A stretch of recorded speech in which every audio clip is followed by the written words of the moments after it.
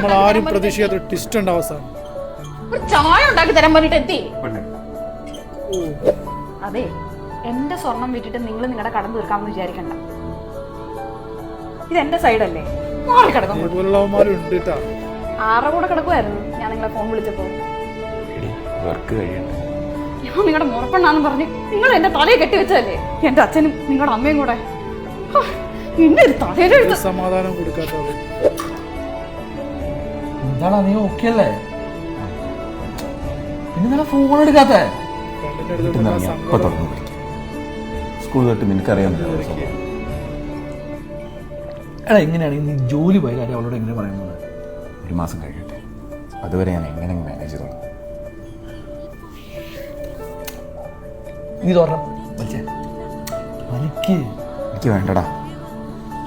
ഇത് കുടിച്ചു തുടങ്ങിയ പിന്നെ ആ കുപ്പി മതിയാകാതെ എനിക്ക്. സ്ട്രെസ്സാവല്ലേ? പിന്നെ അവളുടെ കാര്യം പക്ഷേ ശരിക്കും എന്തായി? എടി, നീ പറഞ്ഞ പോലെ അവന്റെ ജോലി ഞാൻ കളഞ്ഞിട്ടുണ്ട്. ഇനി ബാക്കി നിന്റെ കയ്യിലാട്ടോ. ഒരു 3 മാസം കൂടെ നീ എനിക്ക് തരാം. അത് കഴിയുമ്പോൾ അവൻ തന്നെ എന്നെ ഇട്ട് പൊക്കോളൂ.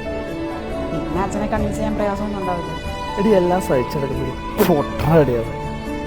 കൂടെ നിന്ന് ചതച്ചവൻ നെല്ലേത് പതരേത് എന്ന് തിരിച്ചറിയാൻ പറ്റാത്തൊരവസ്ഥയാണ്.